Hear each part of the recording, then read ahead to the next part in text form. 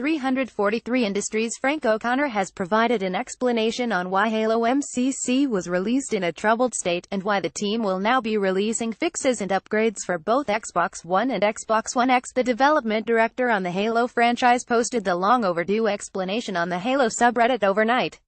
It's an interesting read, and we've included the entire post below. As you saw on the live stream earlier on this week, it was a big relief to be able to share the news that we're fixing and indeed updating MCC. I was traveling this weekend out of the office while the live stream was happening, but if you remember, a couple of years ago, I promised to explain what the underlying issues with MCC were. Well, here it is, sort of. I'm obviously not an engineer, so apologies to the deeply technical for keeping this at a level 1 understand. I'd also like to be clear, upfront about what's not contained here. There's no excuses. We're explaining some of the issues in more depth than we have before, in part because we now have the resources, OS and capability to make meaningful changes. So please don't mistake explanations for excuses. We're trying to be as transparent as possible, but there are loads of proprietary things we can't talk about at a granular level. We will, however, have kind of a second half of this post when the update is released, where we can go through the causes of items that were fixed by the new update, rather than jinx them right now. There's also no guarantees in here, beyond my guarantee that we care about this very much and are throwing our best people and best efforts into this project. On Wednesday of this week, we announced that we're both fixing MCC and working on enhancements for the Scorpio Xbox One X version of the game, but I should be clear here, that in terms of chicken-egg scenarios, fixing the existing vanilla Xbox One MCC was the chicken that laid the Xbox One X enhanced version egg. Without the ability and opportunity to reconfigure and fix this thing, we wouldn't touch an Xbox One update. But a series of changes to the Xbox architecture, some of them related to Xbox One X, and others just a series of ongoing improvements to the OS and back-end networking systems, have cracked open an opportunity we've wanted to seize for many months now. So to be super clear, these fixes will apply to both regular Xbox One version and the Xbox One X enhancements. We're also getting a lot of help from the wholly separate Halo 5 team, who created a much more robust system for the launch of that game and continue to make improvements to their networking model. From a personal perspective, the MCC launch was one of my lowest ebbs, professionally. Every angry mail I received, I took to heart. I felt like I had personally let our fans down. I have not spent a single day since the night the game fell down in matchmaking where I didn't think about it. The hardest messages to deal with were the ones driven by disbelief. How could you not know that matchmaking was going to break? Fundamentally it was because we were testing it in an environment that we had set up incorrectly and with some, as we discovered later, faulty assumptions. And unlike some of our other normal testing cycles, we weren't testing for gameplay balance and stuff that the original releases already contained, so our test process was radically different, and we made mistakes in some of the scenarios we asked for. We had, with the best intentions, created a massive and ambitious project that almost read like a Halo fan's wish list. As a player, I was incredibly excited. And as an employee, I was proud of the work and effort the team had poured into making this thing so big. It initially started as a conversation about making a Halo Anniversary 2. We thought about simply replicating what we'd done with the first Halo Combat Evolved Anniversary, a polished update with some cool new graphics and features. But we kept talking about it, and the conversation inevitably led to the problem of a franchise existing over multiple generations of hardware. This was built for Xbox One, and prior games were spread across 360 and OG Xbox. So we figured, why not finally put the whole Chief saga on one console? We wanted everyone to be able to enjoy his entire story. And so the project ballooned in scope and scale and ambition. We threw a ton of resources behind it internally and worked with some trusted partners. In our matchmaking testing, we were seeing results that ultimately weren't reflective of the real retail environment, and our test sessions never got to the kind of scale where we'd see some of the looping issues I'll describe below. So we genuinely didn't know until the day it released, how bad the matchmaking in particular was going to get. I'm not going to ignore the other bugs, they were real and important, but the way the UI and matchmaking protocols interacted with each other exacerbated many of the smaller items and amplified a couple of them in unpredictable ways. The short version was that for Xbox One we built some of the underlying systems to work on a brand new platform, which was fundamentally quite different to both the original consoles the games were designed for. We also had some very new, and frankly these have evolved since then and are now much better online systems on a new console, and made some educated, but with hindsight ultimately faulty, assumptions we made during development and testing. To be clear here, the platform networking model was working as intended, but we made errors and ultimately approached it with the wrong strategy.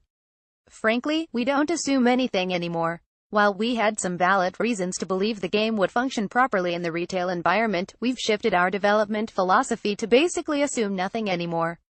And one way we're going to avoid that in future is through a retail flighting program, testing the game fixes in a real-world environment with real players, including many of you. Naturally, we'll also be doing much more rigid conventional testing with the benefit of both hindsight and new, better systems. One of the main matchmaking issues was related to the way that the games gathered players. Each title had some differences in how it sought out players, then connected them into sessions.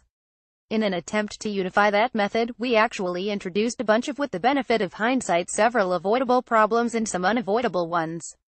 It gets really technical, and this is as much metaphor as technical explanation, but each potential player was assigned a kind of ticket, which would then grant them entry into a match or session. Picture a virtual waiting room at a train station. When the train arrives, a match, everyone has to board. Or the train can't leave. Issues arose when folks left sessions before games had started that would cause the initial ticket distributions to fail, and that sometimes meant very long wait times for matches as tickets were issued and reissued, especially in countries with lower populations. Now the above isn't particularly unusual or original in terms of approach, but at the time the systems were less resilient in terms of churn, and bad information could cause a lobby or match to get caught in a state where it couldn't ultimately complete a group and join them cleanly into a session. At the time, we made tons of changes to the back-end server configurations to try and reduce those wait times, but ultimately it was a self-fulfilling prophecy. Players understandably would leave sessions because they got tired of waiting for a match to begin, and that would amplify the issue across the board. But there were other issues that compounded the noise and frustration players felt. For example, there's a good-sized subset of our population that has issues with Torito, IPsec and NAT compatibility that we simply can't troubleshoot or identify, and some of those users are encountering issues that are literally beyond our control, trapped behind corporate or academic firewalls. These feed into some of the areas we're planning to improve, and ongoing improvements to the Xbox systems have improved some of those issues, but not all. We've loosely explained this over the last couple of years, but I'd like to reiterate here. We ended up in a situation where the game was working for the vast majority of users. That's not the same as perfect, or for some, even acceptable, and that's not what I'm trying to claim. Many people who complain about the game these days have legitimate issues with matchmaking and other aspects, and we're not going to dismiss those. So even though for most the game is stable, and the sheer wealth of content and experiences makes it, to this day, a highly rated title by players, we get it. If you're one of the people affected, seeing a statement from us that it's working for the vast majority of players is cold comfort. When you're the one affected, it's as good as 100%. The fixes and patches we'd applied were pretty delicate, and we ended up in a precarious situation where there was no way to make more fixes without potentially breaking something else or making things worse. We weren't happy with that situation, but we were stuck between a rock and a hard place. Most users were by this time able to play properly and find matches, and further tinkering might put that at risk. At that time, we decided the right thing to do for the total player base was to stop. That was hard to do, especially knowing there were still some customers impacted more seriously than players who were merely inconvenienced. But that didn't stop us being concerned about it anymore. On the contrary, in some ways leaving it was worse.